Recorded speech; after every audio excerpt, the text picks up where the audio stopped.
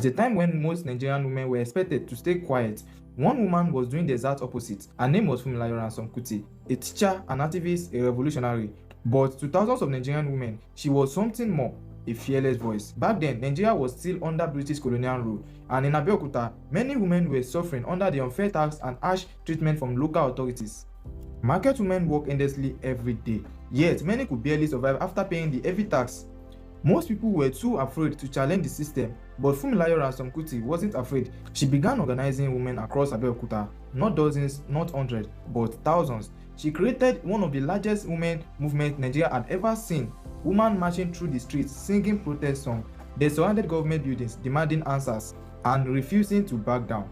Imagine thousands of women protesting in colonial Nigeria during the 1940s. That alone was revolutionary. Soon, authorities became worried because this was no longer a small complaint. It was becoming a movement, powerful enough to shake the system. Funmilayo openly criticized powerful leaders, including the Alake of Abeokuta himself, something very few people dared to do at the time.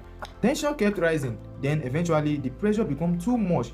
The Alake was forced to temporarily step down from power, and the unfair tax on the women was removed. A massive victory, but Funmilayo did not stop there. She continued fighting for women's rights, education, and Nigerian independence for years. Her influence became so powerful, people started calling her the Lioness of Lisabi, a woman who stood against colonial power at a time when women were expected to stay silent. And because she refused to stay quiet, history remembered her forever.